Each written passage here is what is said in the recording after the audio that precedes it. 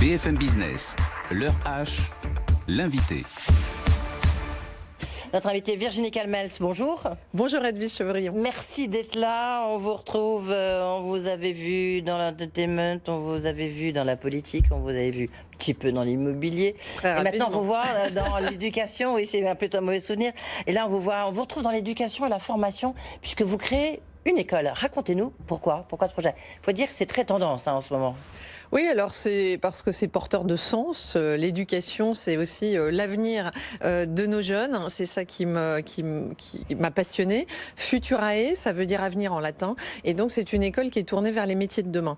Pourquoi ? Parce que comme vous l'avez rappelé, j'ai eu un parcours dans l'entreprise, plus de 20 ans dans les industries créatives, les médias, l'audiovisuel, la production. Et donc je connais bien ce secteur. Mais... Pas forcément dans le digital du reste. Oui, enfin en fait aujourd'hui pour moi le digital n'est pas un secteur à part. Le digital est transversal et inonde tous les secteurs. Donc on ne peut pas se dire dans les médias et pas connaître les métiers du digital, etc. Donc le digital est partout et cette école évidemment elle va former aux métiers qui ont besoin du digital mais qui sont ces métiers de demain dans les industries créatives et dans le marketing stratégique. Alors c'est quoi les métiers de demain ?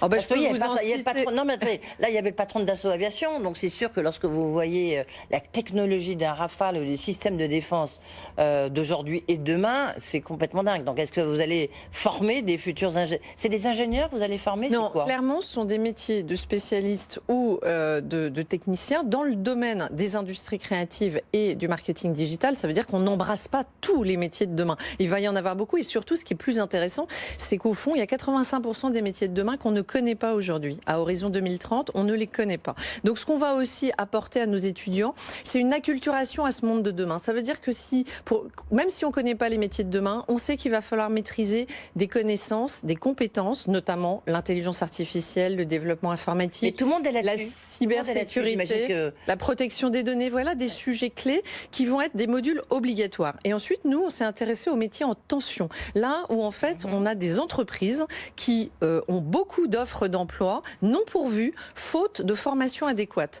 En France, vous savez, plus de 21% des jeunes sont au chômage, jeunes actifs. Et en parallèle, vous avez des entreprises qui publient des offres d'emploi et qui ne trouvent pas preneurs parce que les jeunes ne sont pas formés pour ces emplois. C'est un UI UX designer, par exemple. Le PDG de Thales, Patrice Cahen, m'a dit, nous, les UI UX designers, vous voyez, il est dans la défense, on en aussi. recherche. Vous voyez, c'est pour répondre, effectivement, c'est des entreprises comme ça, elles recherchent aussi ce type de job. Et puis, vous avez des web designers, vous avez des motion designers, vous avez besoin, dans les métiers de la création, des gens formés pour les effets spéciaux de films, par exemple, de l'animation 3D. Oui. C'est toutes ces techniques-là qui, en fait, vont composer les différents bachelors et masters que nous allons proposer à nos étudiants et qui vont leur permettre, surtout, une employabilité immédiate. Moi, ce que je voulais avec Futurae, c'est une école du terrain, une école du concret, une école qui est d'abord et avant tout en proximité. Mais vous êtes autorisé par le ministère de l'Éducation nationale, vous avez le label ou pas ? C'est une école totalement privée ? En fait, c'est une école totalement privée. Mais il vaut quoi votre diplôme, vous voyez, sur le... En l'occurrence... votre futur diplôme. En l'occurrence... le 5 octobre prochain. Voilà. Edwige Chevrillon, on est très attaché en France au diplôme. Mais Xavier Niel a prouvé avec l'école 42 que d'autres modèles pouvaient exister et sans délivrer un diplôme reconnu par l'État, c'est un succès colossal parce que justement, il y avait une employabilité immédiate. Nous, dans notre modèle Futurae, c'est un peu entre les deux. Les bachelors, c'est des diplômes d'école et puis les masters sont des diplômes reconnus par l'État parce que nous avons des titres RNCP 1 pour être devenu 7. Parce que certains, comme ça, les gens s'intéressent, voilà, comme ça, on sait tout là. Et ce sont des titres qui sont reconnus par l'État. Mais une fois encore, notre objectif, ça reste une école privée indépendante et surtout en corrélation directe avec le monde de l'entreprise.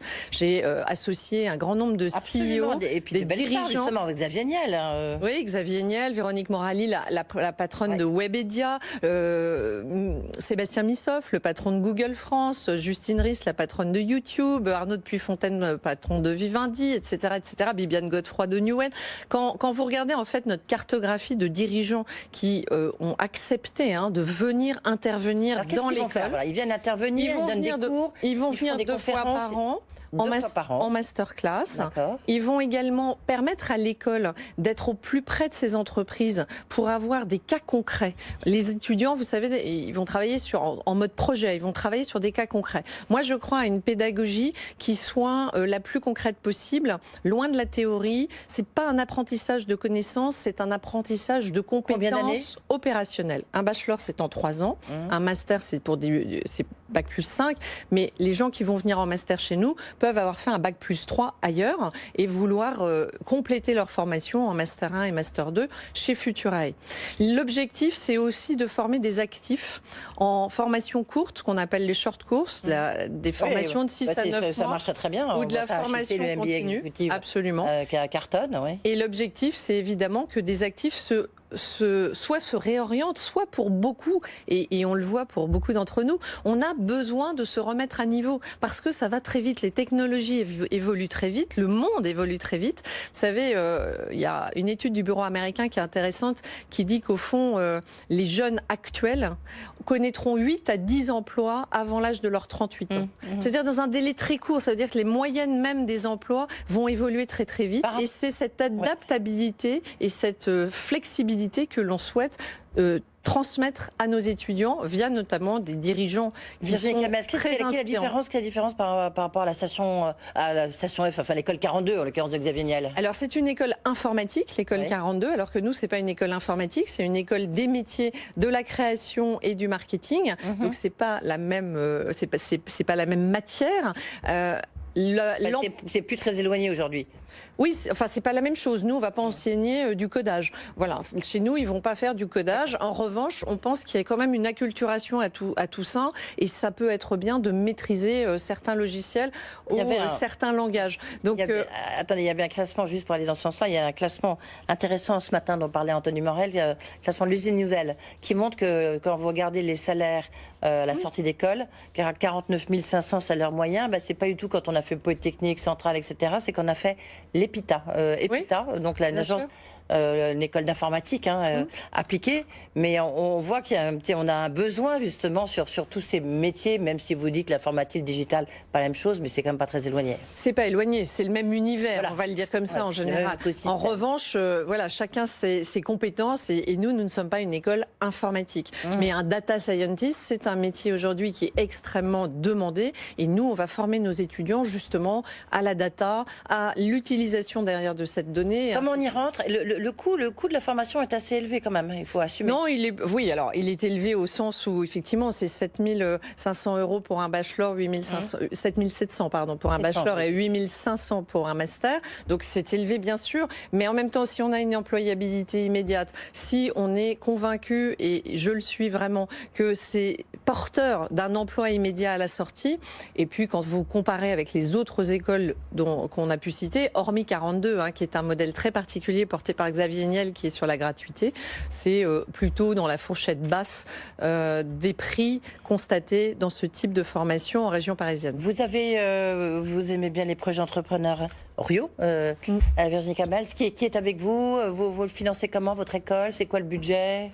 Je suis actionnaire majoritaire, j'ai fait une levée de fonds récemment de plusieurs millions d'euros pour permettre à l'école d'être financée sur ces 3 prochaines années. Puis après, ça s'autofinance, puisque, une fois encore, l'objectif, c'est quand même que les scolarités payées puissent permettre à l'école de se développer. Et vous voyez les promotions de combien? Des promotions, pardon, de combien? Alors, on ouvre le 5 octobre 2020 et on escompte 150 étudiants, des classes de 15 élèves, une dizaine de classes de 15 élèves. C'est ça notre objectif. Après, ça va très vite parce que les bachelors 1 deviennent des bachelors 2, les masters 1 deviennent des Master 2.